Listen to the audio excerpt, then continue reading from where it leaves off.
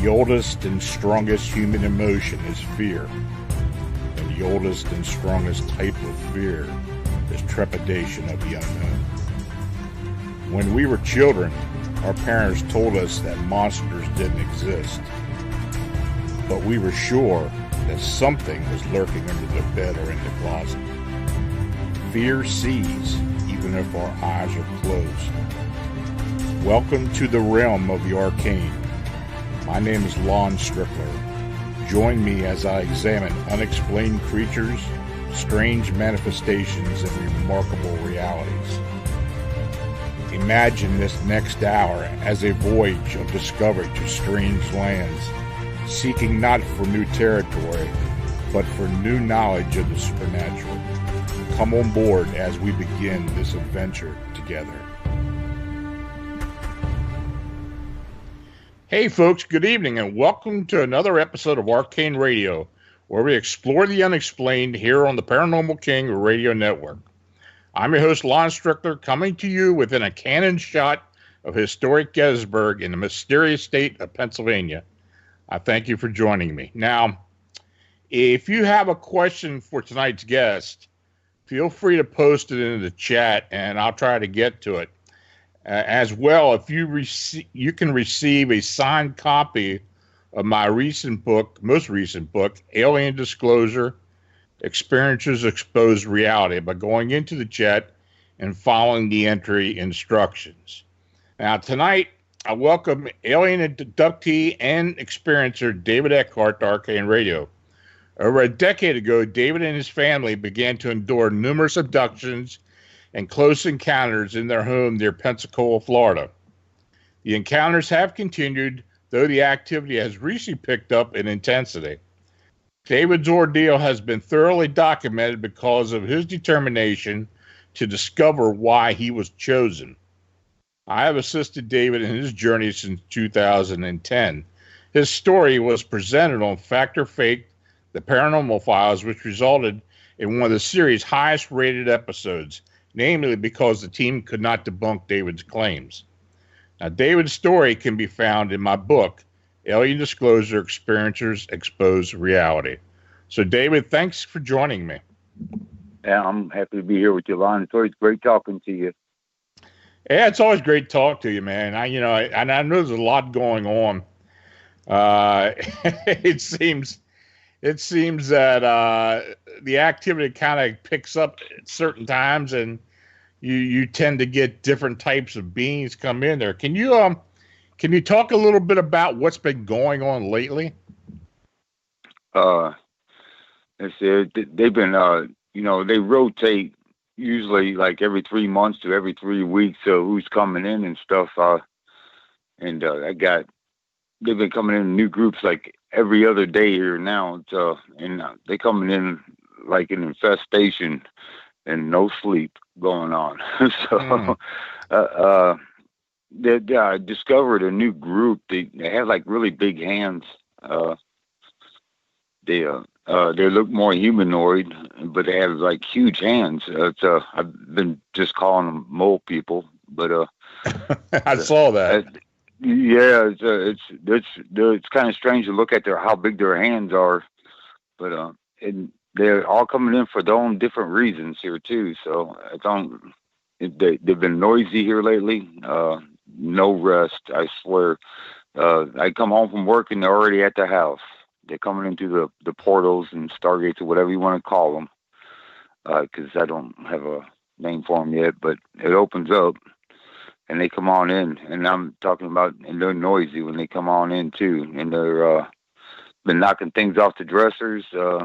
There's zero privacy. It's draining me. Oh, I bet. Yeah, I mean, you and I have known each other now for over a decade, and it does seem that they do not relent. I mean, they always seem to be up to something. There always seems to be a change in the different type of entities that come in, and you do have a lot more humanoid or human-like entities as before, right? Yeah, and they're still bringing the kids around, and yeah, there've been more human like looking like, but they still wearing costumes and masks. So I would always say, if your little kid says they see a monster underneath the bed or in the closet, take them serious. So, because why they dress up in a costume is the only thing to scare us, or so you'll run the other way, so they'll be safe, or to hide their identity, who they are. It's the only reasons I could think. I don't think it's a religious thing or anything, but right. I have turned up the heater on them because I know it gets hot in those costumes. So I really cranked it. I cranked it up before. So. Yeah, trying to make it as uncomfortable as possible. Exactly. Yeah, you got to have fun with it, So. Yeah. Yeah. Ross is actually posting some of the photographs up on the chat right now, and the one is the it does look like one of the portals opening up, or one of the portals that's in your house. It's kind of the oval shaped thing with the light in the middle. Right. I'm trying to remember. Yeah, okay. I think I know which one you're talking about. I think I have over 10,000 photographs. Oh, I know you do. I know. And it's hard to keep up with them all in my head. And I got my favorites. And one day I'm going to put my favorites on DVD, and I'm going to give it to you, Lon, and let you distribute it how you see accordingly. Well, that sounds cool to me. I tell you what. Now he just did post the one with this entity that you call the mole people, the kind of the bright looking face with the eyes and that one, hands. That is really amazing. Did you see the writing on his helmet? He's got like it's kind of like some symbols on its helmet. Right. Yeah. And I don't know if that stands for medical or what. I'm just guessing because the things that they do when they come in. But he might be a lead guy in that. But that is, you're looking at entity writing there or whatever it is, or symbolism. So I don't know.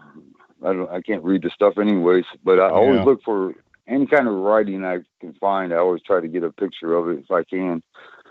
But I'm limited on how clear I can get the pictures, just because I need a better camera instead of using my cell phone all the time. But I tell you, this is the one question I get from a lot of people is, how do you take these photographs? What do you use as a filter? And how it's progressed over the years? Because I know when you initially started doing it, when you were using the camcorders at first, they were frying those things. Right, and they're ruining my phones now. I go through phones like I go through water, I know. It's amazing.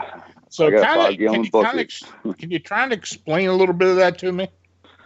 Sure, yeah. When, it started out in the beginning that I was just trying to get a view of my whole bedroom instead of just one corner, because, the cameras, if you pan in, you'll or try to zoom in on something, you only, it just makes the spot smaller. So we was using a stainless steel bowl, gives you the fisheye look on it. Right. And I got something similar I'm using right now too. It's kind of a decorative piece, but I've worked all the way up to using water, because I was laying in bed and I could see in my glass of water next to the bed, I could see an image of them, and water doesn't lie, and that's gives you, because I believe that they're fourth dimensional entities, so that's why I can get a better image. It's like a hologram that goes on inside the bottle. I don't need that for myself personally to see them. Mm-hmm. Everybody else needs it because I've learned how to see them. Oh, okay. Yeah, you did explain that to me. Right.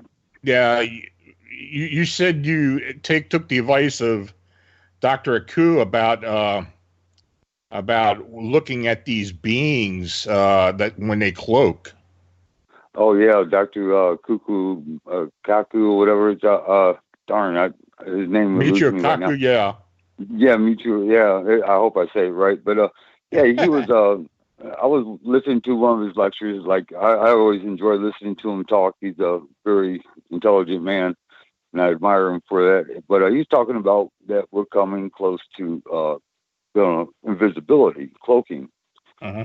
and that he said, that when we do, that you will not be able to cover your eyes because you won't be able to see through your own cloaking shield. And he does not know how right he is on this, because these guys, their eyes are always uncovered when I get them in the pictures and stuff. And then if you're standing in the room with them and they happen to open their eyes and look at you, you'll see their eyes. Wow. And that's always spooky too. It's like if you think you're all by yourself, you look over, you see it open his eyes, and you see the whites of their eyes. It's like, but yeah, they're doing that. But anyways, on the water deal, I progressed all the way to using that 1 gallon jug of water. Okay, it's the biggest container I have. If I had anything bigger, I would be using it. But I don't think a fish aquarium will work because it's not rounded. Right. So it won't project the picture of what's going on in the room to the center. And yes, it does project the picture better than I can see them with my own eyes. They look like the Predator, pixelated and it's floaty, swimmy looking. That the atmosphere being, you can make out kind of details of what they're doing. But as soon as they think you're asleep, they start decloaking and they look like dark shadows, but with details. So, and I do pretend I'm asleep sometimes, and they get on the bed and everything. So it's spooky because you don't know what they're going to do. So, but well, I know when I called you before the show, you mentioned to me that some of the entities are right there with you now. They are, yes, and they are listening to me. And sometimes I can hear them talk back and forth, and I get information from them about events that they're going to check out, and they've been 100% right all the times. But they do speak English, and they speak it fairly well. And some of them they speak in codes. I guess it's their own language, but I'm not sure. But that I do not understand. But. Well, the one thing I thought was very interesting, very close to the beginning when I started talking to you about this, that you almost had to talk to them and get their permission for me to be able to document what's been going on with you. Right. And they've been worked this out for some reason that they're here with me. I'm important to them for some reason, but they never told me directly what it is, but they do all kinds of things. Yeah, I had a better relationship with the group first on because it was, staying with me, and they would rotate like every 3 months, so I could build a relationship with them because you just get used to each other. But they're rotating them so much now and so fast that I don't even know who's going to be in the room next. I come home from work and they'll be already out in my bedroom. I'll sit in my truck wondering what's going to happen next when I go in my house, and they'll be waiting for me. It's like, it's always a trip. One time I was working late outside, and I like to mess with them because it kind of gives me, I got a sense of humor about things, but I tapped on my bedroom window from outside, and the third time that I did it, somebody opened the blinds and looked out at me. I didn't see who it was. I just waved and walked away, holding my stomach. It's like, oh my God. But and I do have company that come over, and they swear that they're being touched and probed and pricked and everything else. And I showed them I can set it up where they can see them, and then they start tripping. Even some of the biggest skeptics that come over, and they just sit there and it's like, how do you do this? How do you live with this and do what you do? I said, I have no other choice. So I got to do it.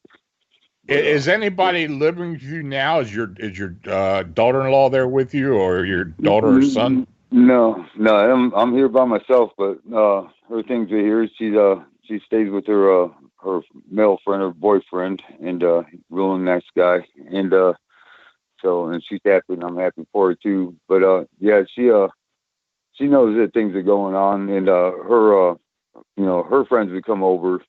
I sent you some pictures, and they'd be all over her friends and stuff, and I get photos of that with them in broad daylight, lights on and everything. But I'll be using a reflection on that too.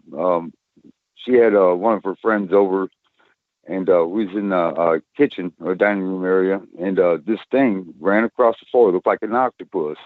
It was all black, and it leaped up on the back of her chair. She did not know it was there. So I ran to my bedroom and grabbed my cell phone, and I started taking pictures. And there was actually a whole bunch more in the room too. There's a bigger one in the kitchen, and with another smaller one, and then there was all around her where I was catching on the camera. Because like I said, I don't see them, all of them all the time. Just when it's easier to detect them when they're moving. A security light, motion detector, that picks them up as they come into the Stargate as well.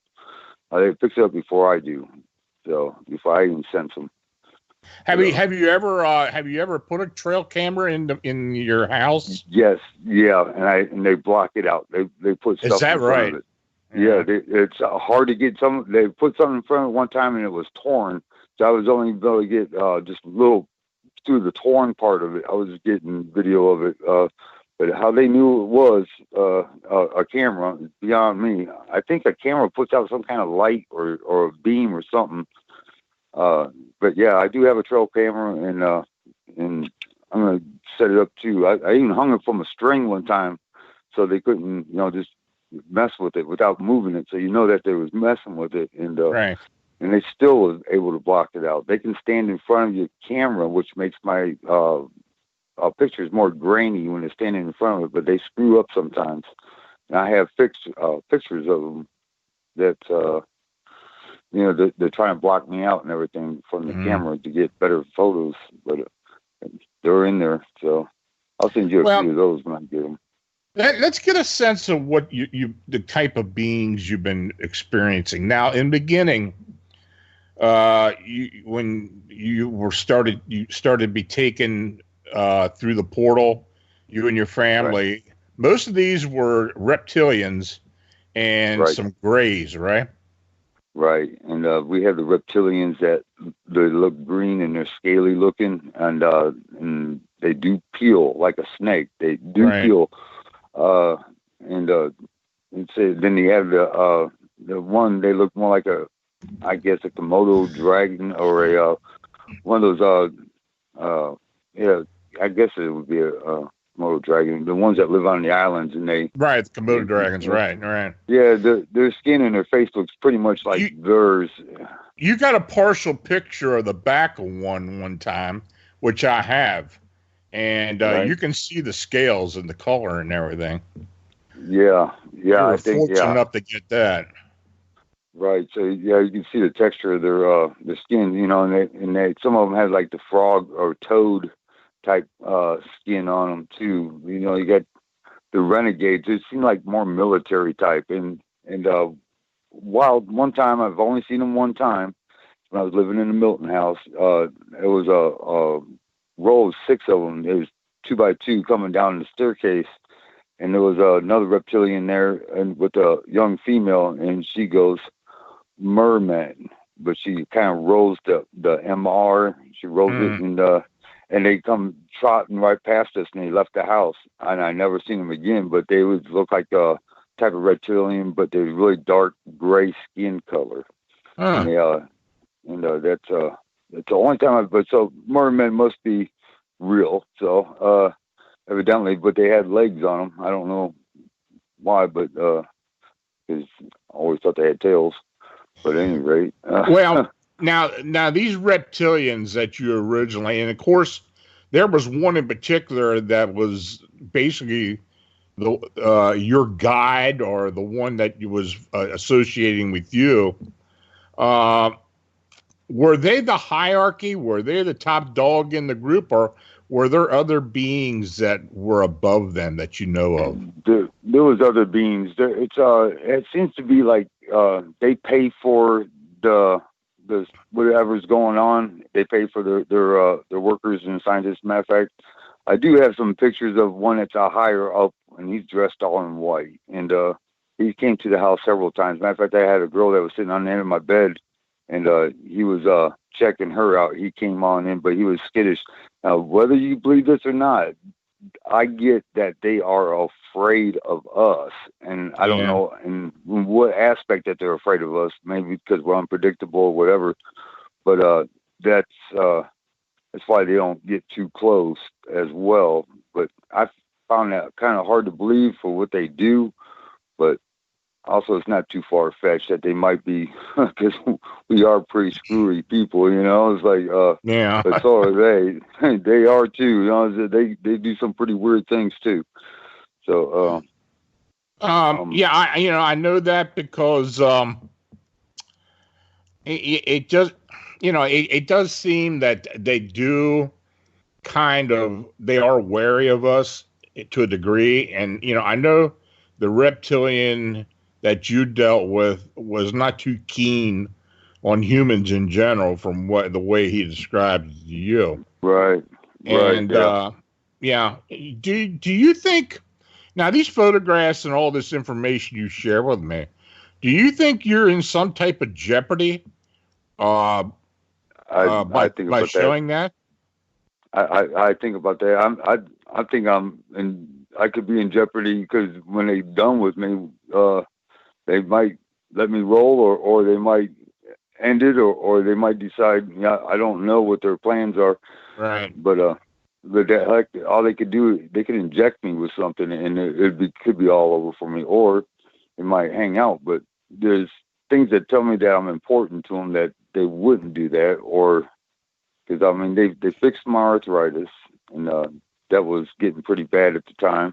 Mm-hmm. And I have not had a recurrence of it ever since. Our rheumatoid arthritis goes in remission for like 7 years sometimes, and it's been way past 7 years now. So I have not had a reoccurrence of that since they fixed me. That whole scenario was pretty interesting because they actually had some type of surgery they used on you in consecutive nights. And they actually went into your body and fixed the arthritis. And you have no scars at all with that, do you?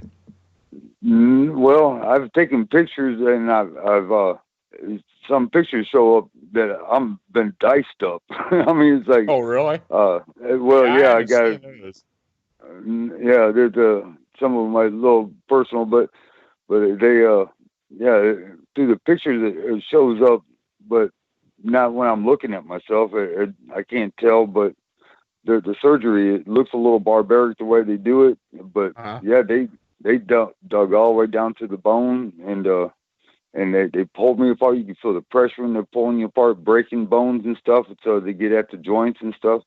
No, I didn't know what they was doing at first. I had no idea. And I was telling my wife, I said, they're doing something to me that I don't, not guarantee I might be here, the next day or whatever. So they're doing something. And about 2 weeks after the surgeries, man, I was feeling pretty darn good. So, it just, and you could tell that they did surgery because the leg or something be like beet red, it's like blood red. And by within 12 hours, it's like normal again. But they take you apart layer by layer and keep putting it on a tray. And wow. And they get it all the way down to they take the first layer of skin off because evidently they can't save the first layer. And then they use a bunch of like needle type things that go across the skin, and it just peels up. And then they have these leech looking things that would eat the skin off of it. Then they start cutting you, making their incisions and taking you apart, listing it and everything else.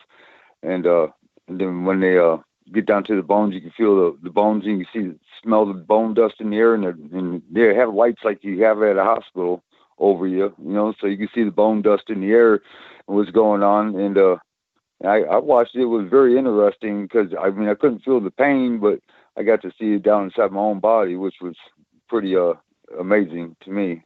But and then they would put me new joints in and everything else like that. Rheumatoid arthritis is like an autoimmune disease. It's where your body attacks itself. It's like thinks you're the foreigner, And so that just tears apart your bones and everything else. So there's no cure for it or anything like that. But I still work construction. I have no problems with it anymore. I mean, I was to the point where I couldn't even stand my kids to give me a hug. That's how bad it was. So in 2 weeks, it's a remarkable recovery. Mm. But when they put you all back together, they start doing it the same way again. And they start bringing the pieces in, and they just fit them all together like a puzzle. And then at the very end, they got this beaker that has like a grayish, clearish liquid gel, and they dump it on you. And I don't know if it has nanotechnology in it or whatever, and you just go to healing. They'll hold you together, whatever. So now, were these the reptilians that did the actual surgery? Yeah, correct. And they would listen to music while they was doing the surgery. Is that right? Yes, dude. Just like Beethoven or whatever. They love music. Yeah.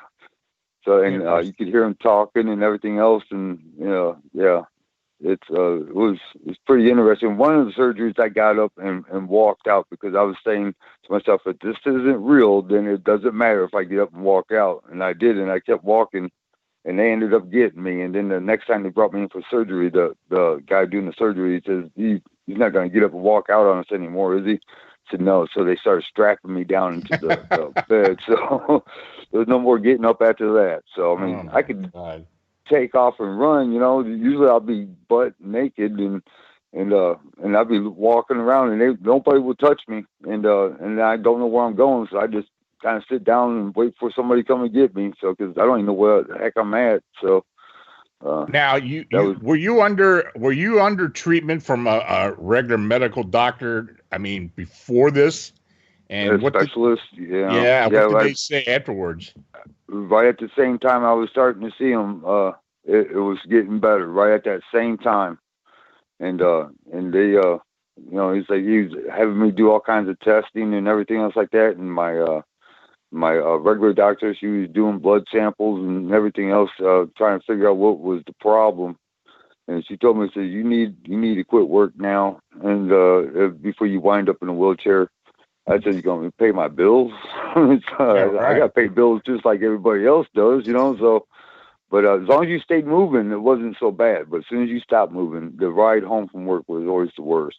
Yeah. I had to pour out of the car, It's like, man. So, but it was getting hard on me. I'm trying to maintain and not complain, So, but we pulled. Were they just astounded by how you healed, or did they? What did they say to you?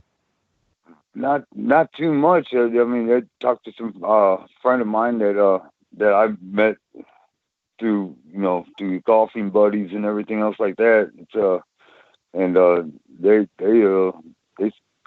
was having a hard time understanding what happened or what was going on. So because I just quit going altogether. I didn't need them no more. So yeah. But interesting.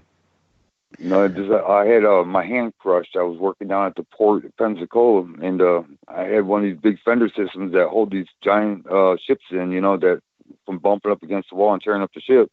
Mm-hmm. And one of those weighed about 8,000 pounds, and it came down on top of my hand, and it was about 2 foot off the ground, but that was enough to mash my hand pretty good, and it was going to amputate it, and that would have been a bad thing. It was my right hand. But I went into surgery, a neurosurgeon. I was 3 hours in surgery. He said he'd never seen so much laceration to one hand in his life because they didn't know they was going to be able to save it. And there was a female with less lacerations to her hand, and she never gained use of it. I got full use of my hand now. But I think that these guys had something to do with that as well because, he told me that there's no way that he was going to guarantee anything. So I might end up losing my hand anyways, but at this time, I'm thinking the entities did something because that's when I first started noticing something was weird going on. I was living in my Gulf Breeze house. Mm-hmm. I came home from work and my wife was cooking dinner in the kitchen, and I went into the living room and I sat down on the couch and I seen something coming out of the kitchen. It looked like a bunch of bouncing balls, but it was in humanoid shape, and it went really fast down the hallway and into my bedroom. I was like, wow, I just sat down too fast, and this is right at the time that this happened. So I'm wondering if they had something to do with that, because I got full use of my hand. Yeah. So I really think they're looking out for me. I really am. Yeah, it's amazing. We did get a question in the chat, and I've thought about this as well, but I haven't. It hasn't been a problem for me. Have you had any issues with the government as far as your encounters? Has anybody ever come to you and asked you anything? Now, look, I will say off the bat, I have been questioned about other people and other incidents in the past, but I have never had anybody come to me discussing you. Has anything ever happened to you?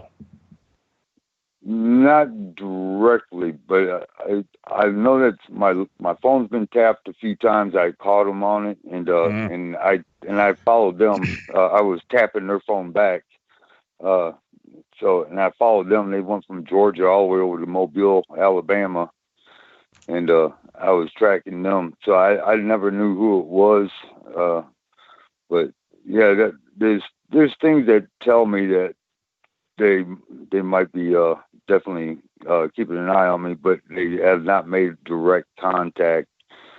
So yeah, I've never had anybody come up to me and ask anything about you as well, which is interesting because I have been involved with other experiencers and other people in the past where I have been questioned by government officials.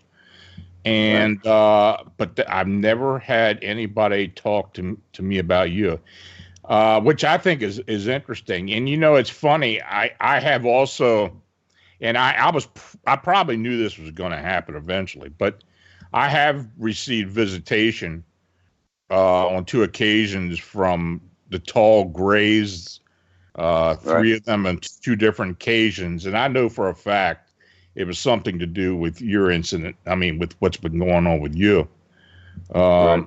So, yeah, and you warned me about that. So they know. Yeah, they know. Yeah, they do know. Yeah, they know who you are. They know who you are. Yeah, definitely. So, let me ask you this. Now, you and I have talked about this a lot, and especially the recent years, about what these entities eat. It's funny because you said there was one group that were actually bringing their own food with them. It was live food. It was like their minions, and if they'd get upset with them, they'd actually eat them. Yeah, there's one reptilian group that human babies are a delicacy. And there was I had a group of the Grays that was in my room one day. This is the ones that was laughing at me because I call them aliens, and they was eating out of these silver bags. They look like meatballs. I don't know if it's something that they look like MREs which they was eating. And they said it wasn't bad, but it was the Gray reptilians was eating those. And yeah, they there's this one I got video footage of that yeah, I guess he was the head honcho, and they, I guess because the entity let me get a photo of him that he was being punished, and they paralyzed him, and he went down to the floor, and then the guy came in and he had one of those body saws, that zing, that has a round blade on it. Mm-hmm. He opened up his skull right there. I got that on video. It's kind of grainy, but he opened up his head. You could hear the saw going too, and then the main head honcho guy, I could hear him talking too. Opened up his jacket, and I don't know if it was his kids or what. And they got down there and started eating his brains. His brains looked like spaghetti. Where they was eating like like angel hair spaghetti. Yeah, I remember you telling me that. And the guy was alive with his cutting his head off. They just paralyzed him. It's like, I was like, oh my God, I don't even know, like, dealing with these guys, It's like, but then he found out that I was recording him, so he got some of his own medicine. So, but I sent you. I think I sent you the video, but it's so grainy. But I need somebody who knows a little bit more about videos than I do, so they can clear it up. But when I record video on my phone, you get such the lowest quality of video, and it doesn't matter what kind of cell phone you got or how good of a cell phone you got. the quality is so low. That's why I take pictures, because the quality is more higher. It's all concentrated into one picture instead of a video that's streamed out. Well, I do have some pictures of that entity, the one that got eaten, and yeah, and it's pretty remarkable. I don't know if I released it or not. I may not have, but I do have it. It looks almost like a toy. Oh yeah, okay, yeah. The one that was on my bed. Yeah. At first I thought it was a toy too, but it's not a toy. That's like one of the clearest pictures I got of There's little people and there's little animal-looking people. Yeah. It just seems like that every species has had its turn in evolution, and we're one of those species as well. It just seems that way. What I see, because some of them look like they're from lion people or dog people, or it's just really strange to look at them, and they're communicating with each other and talking. Just very strange. But that thing that you got is like a purplish bluish color. Yeah, kind of like a little bit of red, like the legs and stuff. It was kind of bizarre looking. Yeah, it's a living entity. I don't know what they're called or anything like that, but that was pure luck. I got that picture, pure luck. One of these days, you and I are going to have to sit down and list all these entities and try to make some association as to what in each of them do. I was thinking about that one day. We got to do that sometime, because maybe we'll do it around the time if you get a DVD put together, because I know that would be, a lot of people would have a lot of interest in that, and that they'd want to know what they do. Now, I know over recent years, a lot of the entities that have been coming through look like humans. Right. And you were also shown what you believe was a hybrid child of yours. Oh yeah. That was strange too, because I didn't know what to think at first. So she had on like a little pony pajama, looked like outfit, and they showed it. I was allowed to touch it. It was like looking through a glass, and they brought her in and showed it to me, but it was only like just a brief moment. I was like, what's going on? And but it wasn't allowed to touch her. So, but they showed her to me, and they showed me to her. It was like, yeah, this is what we got. So that's could be blackmailing me. I don't know. It's like, don't pull nothing of yours, or we'll hurt her. It's like, so, but it could be. I'm just saying that. I just don't know. At the time, it seemed that you were kind of pissed off at them for something, and they kind of brought her up to make you feel like, they have some kind of control over you. Oh yeah, they've showed me some recent stuff that it's hard for me to talk about what they've done. Yeah. To some of the children. It's like they tell them that I'm their biological, and then they want to get close to me, and then they won't let them. And this one reptilian just beat the shit out of them, and I had to sit there and watch it, because I got to remain neutral or things go bad. So and it was not easy to watch, but. They test me. They test me all the time to see how far I'll go. So, yeah. But here lately, the communication with them has not been on the up and up. But I still talk to them, and they've been making a lot of noise, and then knocking things off my dressers. I mean, everything on the dresser. I'll be going to the bathroom and come back out, and you hear the big crash, and it's all on the floor. Right there where the Stargate opens up, or portal, whatever you want to call it, or I'll have the company over in the spare bedroom. Things go crashing down in there, and my company's like, "You want to go check on that?" No. What's the use? It's like, man, there's the pictures being knocked off the walls, and it's like, man, it gets crazy sometimes. And I don't know who I'm dealing with all the time, because they just switched out here lately. Yeah, I know, because you do contact me and tell me that, look, there's another group in here. There's something else coming. And have they given you any idea why they keep switching up, or do no, unless unless one group is done doing what they're doing and they bring in another group and they do whatever they do, I'm just guessing at that. Or they don't let them get attached to me because they have feelings too. It's like they might feel sorry for me or something, or say, hey, look out for this or look out for that.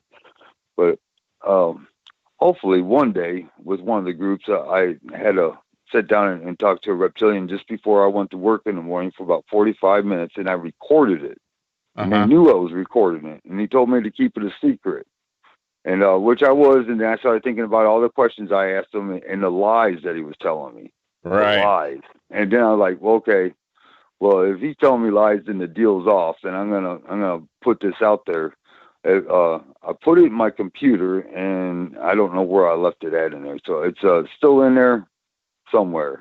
So it's like I gotta get out. I know they have wiped off your computers in the past and wiped off pictures in the past as well. Right. Some of the pictures that you have sent to me that I have put in my files have actually degraded terribly. I believe it. Yeah, and I know it's them. I know they have done it somehow. But it's remarkable. It really is. It is, and the pictures that I send out, and within a few days they done degraded. It don't even look like the same picture anymore. Oh, absolutely. It's like, what? Yeah. I'm like, what the heck is going on? But actually, when I get these photographs from you, I do put them in a encrypted type of file. And so far, it's been pretty good because I haven't lost too many of them, though I have lost a few. Why they're being taken? Are they being taken by someone close to us, or are they being taken by them? I don't know, but that does happen, and I will attest to that. Yeah, that's good. That's good. Yeah. There was one incident, and I mentioned it before on some other radio shows. Now I had the two encounters not long after my wife had passed away, and then I had something happen to me where I think I was abducted. Well, I'm pretty sure I was abducted, and these beings, which were these tall grays, they showed me some historical information. Well, I thought I actually went to the moon, seriously. And I know you have talked about that in the past, right? About being shown, certain things on the moon. Can you kind of talk about that a little bit? Yeah, I was taken, and they was bringing me to see the Council of Five, whatever they are. I don't know if I even seen them, but I remember when we got there, they had me like on this, me and my wife, matter of fact, they had me, she was comatose, and you see these Indian things that, they would carry the wounded, and like two sticks and maybe a felt or something going across. Yeah, like that. But Yeah, I was upside down when he pulled me. My feet was up towards it, and it was a big reptilian. He was pulling me, and I was looking down at the stick that was dragging to the dirt, and I'm looking up, and they're talking back and forth. There was a short one and two big ones, and they were talking back and forth. And I seen a building that looked like Stonehenge. I mean, the moon. At first, I didn't know it was the moon, but it just all makes sense. But it looks just like the pictures. But I asked them. I said, we have something like that where I'm around, and they looked. The small one turned his head and looked back at me. He says, "Yeah, we know." And I said, "Well, what is it?" And he goes, "A survey point." And I was like, well, I know what a survey point is. I didn't want to sound stupid and ask any more questions, but we had to go through security over and over. They stop us and they look at us, and then they let us go through. And this thing came up out of the ground. It looked like another Stonehenge, but it was like all poles, and it was just round, and it came up out of the ground. And we went through security on that, and then it took us under the ground. And they had like a city up in this thing, man. So the grass was like a bluish green, and they had like little small trees that was like blue screen, and they had like some streets down there, and they had portals that would zap them across the street, and they had like mushroom shaped buildings, and it looked like water towers, and it was red and white and blue, and I imagine we was waiting in line, and I'm watching these people go across the street. There was no traffic, but yet they walked through this arch looking thing and they zap them to the other side. And I was thinking, well, isn't that, senseless to do something like that? But it looked pretty cool. But they took me up in this building that looked like a water tower, and they had computers going up in there, and everybody sitting in the chairs. And then that's when they were showing me some pictures of what was going on on a big screen, 2 of them, matter of fact. And I was so close to it, I felt swimmy because I was so close, like when things are moving around and stuff. But yeah, it's and well, I'll tell you, that's somewhat similar to what I went through, because when I was taken, I thought at least at one point I saw the moon as we were approaching it, but I don't know if that's where I was. I know I was in some location other than home, and I was looking on this type of screen where they were showing me these historical incidents. Now, I've written about it in the book, but they did basically talk about a large circular craft that landed and later turned into an island in the what is now the Nile Delta. Right. And they basically were explaining that this is how the Eastern Mediterranean civilizations began. It was like 1400. Like 13 or 14 century BC. And anyway, they were showing me this, and I actually asked them if this was Atlantis, and they never answered me, and they wouldn't answer me. They don't give you a direct answer, man. No, they never give you a direct answer. So, yeah, I think it may have been very similar to what I went through. Now, when's the last time that you're abducted? I know there have been times when they have come in there and kind of knocked you out and you didn't know you were abducted or not, but when's the last time you were consciously abducted? Shoot, I don't know. It's hard to tell. It's so much has gone on. It's I know that one time they've taken me, because you can't wear nothing metal going through the portal. It burns you. It just burns right into you. So I wear this bracelet on my wrist. It's made out of brass and copper, and it has a wahoo fish on it and everything. But they taken it off, and they taken it off without bending it off my wrist, because you had to bend it to get it off the wrist. Right. And it was laying down beside me in the bed when I woke up. But I don't remember them doing that, or they just I don't have the relationship with them like I used to, but because of new groups. But I'm trying to think of the last conscious. I guess when they seen the Council of Five. Right. It was really when they brought me in there, it looked like Star Wars. I mean, it was like smoky in there or dusty, either or. And this woman drew a picture of the same place that I was at. You sent that to me, yeah. The table and where it was at, and I was at the table, and then they had these monkey-looking people in there, and nobody could understand them. And then one of these grays came up and put the wand to his head, and then everybody could understand what he was saying except for me. And wow. I was like thinking that they're talking to this guy, and they're not talking to me. But he looked like he had like military, and he was upset about something. He was raising hell about it, but he was standing on the table. He looked like a chimpanzee. I'm like, what the heck is going on here? I was like, yeah, this Council of Five thing has fascinated me. I had been hearing it from you, and I had been hearing it from other people as well. It's something that I have been investigating for a couple of years now. I have asked people about it. Nobody seems to really know what it is.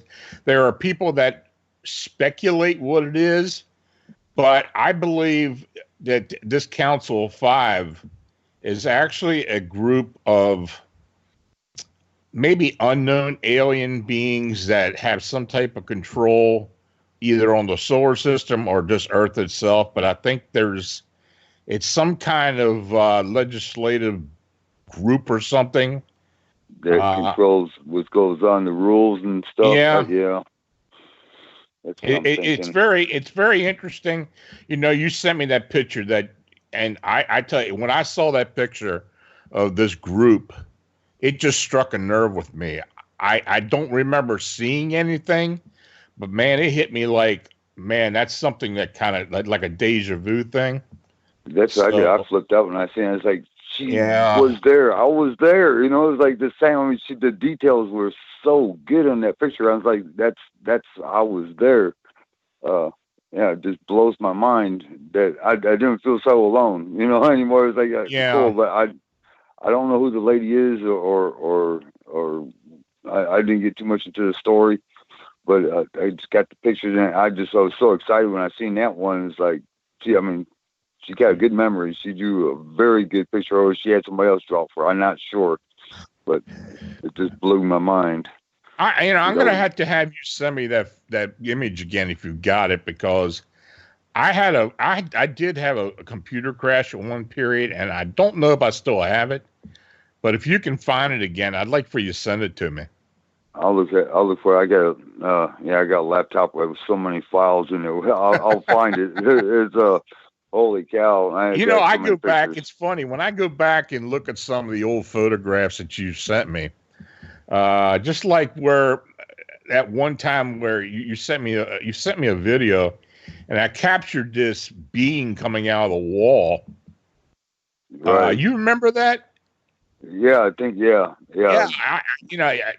It was something I picked up on. Then it's just been a whole lot of stuff. I mean, the whole experience that I have been going through with you, and some of the things that I have been told and then shown later, it's remarkable. It's remarkable. I just hope that as time goes on, you start to get a better sense of why they are doing this. Right. I've had people say that they're going to get a hold of psychics and find out, and the psychic stories say that they're being blocked out and everything else like that.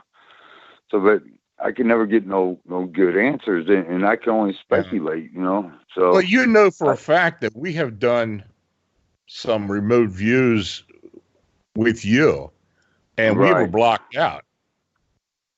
Right. Yeah, we were blocked out. I told you about that.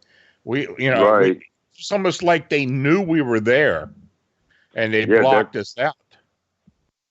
I read about remote viewing, and I heard that they can sense you there, but that's also seems like more proof that maybe they're from the fourth dimension, because the fourth dimension, if you stood on one side of the house, you could be able to see all four sides of the house, and then that would make it so you would be able to read people and feel their feelings and everything else like that. That kind of drags me to this as well. And we're hardwired for the fourth dimension, but we live in the third. And the reptilians were in the garden with Adam and Eve, as the Bible, talks about the serpent. I'm thinking that that was God's first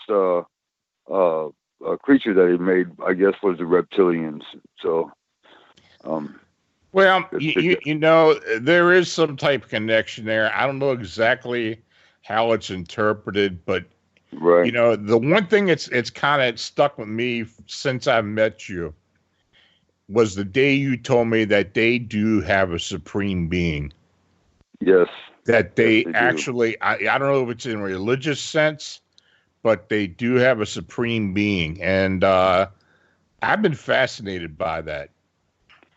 Yeah, their cross looks like they have a cross that they use too, but it looks like a starburst at the same time. Uh-huh. And then they do have something that they believe is much worse than the devil too, so that they even fear of. Then they seem to be fear, because there's like a realm in between the two, where they take me in our realm, and we go through there with armed guards and stuff, it's spooky in there. It's but it's almost like you're taking to a purgatory. Yeah, there's like a space in between And that we go through, and you can't tell which is up and which is down, but you can see the light ahead that where they're heading, and you can hear them marching right next to you. You know, it's like a jog type march. You know, like they're moving through. Let's move through now. And they're armed, and I've had one pull a weapon out on me before too. I was laying in. I let them abduct me and take me, and they took me into this room, but they put me on the bed and everything, and I was pretending I was asleep.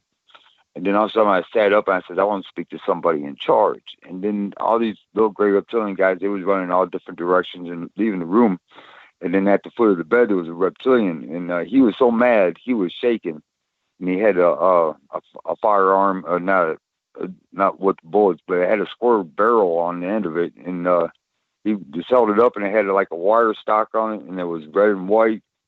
And it didn't look like a real big gun, but he was so mad he was shaking. I just put my hand up. So I just want to speak to somebody in charge, and that's the last thing I remember. So that's go there, wait, come back asleep. It always seems to be that way. But it was one time I went and I pretended I was asleep, and they don't always send the best of the best in to come and get me. So, and it's one reptilian which I actually got video of or photographs of, enough that looks like a video, you know, frame grabs. But he took me in, and I told him I want to speak to somebody in charge, and he wanted to go look for somebody in charge. He brought me with him, and he, I guess it seemed like we was on a craft or something like that. I don't know, because it's just the way we was walking down the hallways, and we came into this room, and it looked like it could have been the planet Earth out there, but it had like an atrium on the side of this thing. And all the plants in the atrium was dead. And there was like another room off to the side where they had computers and tables and stuff like that. And she, the female, which I know now was the head of the whole operation. She's not the lead guy. She's the superintendent, let's just say that. And she goes, what the hell is he doing in here? He says he needs to speak to somebody in charge. And she just starts raising her voice, waving her fingers. Get him the hell out of here now. And he was in trouble. So, but they took me back. So, but she's still with running things, the show. All right, really? Yeah, yeah. She's a reptilian, and she tries to dress like she's human. Is that right? You know, yeah. She even wears like a pair of blue jeans that she'll wear, and she'll dress in a lab coat. And but she's reptilian, and she tries to present herself as she's very. When's the last time you saw her? It's been a couple months now. Is that right? Right. And I remember one time she came into a doorway. The wall opened up, and she came right on in, and she's like she was clocking in or something. And I'm like, what the heck is going on? Which is, you know, things like that just mess with your head when you see this going on. Yeah. And she had on a pair of blue jeans and a lab coat, and she's just very proper, and she's very serious about what she does, and she's very protective over me. So, wow. Yeah, but she has. I'm going to have you come on, and we're going to have to talk about that and the portal and the transport thing in more depth, because I know people are interested in that. And we're going to have to somehow bring the photographs up somehow so we can discuss each one of them. Maybe we can coordinate. We can coordinate that somehow and do a presentation to where people can actually see it. But right, yeah, I got pictures of her. So, oh, do you? Yeah, I have pictures of her. So, that'd be great. Yeah. You know, David, thanks again for coming on. I know you don't usually do a lot of these shows, but I really am appreciative of you coming on and explaining a lot of this to me and to our listeners. And I'm going to try to have you come on pretty soon. We'll try to put this thing together to where we have a more visual type show. And that'd be great. Maybe we'll do something in that effect. So you take care, stay safe, stay healthy. And, you know, I'm always around for you. So, yes, you are. I will talk to you later. You take care now. You bet, Lon. Thanks. Mm-hmm. So if you have an unexplained encounter or sighting, feel free to contact me through the Phantoms and Monsters blog site. If you're interested in supporting Fams of Monsters and Arcane Radio, you can use the PayPal donation button on the blog and newsletter or go directly to PayPal. Your continued support is truly appreciated. Now, I want to again thank David Eckhart for joining me this evening, and I want to thank you for listening to the show. Have a good night, have a safe and enjoyable weekend, and stay healthy, everyone.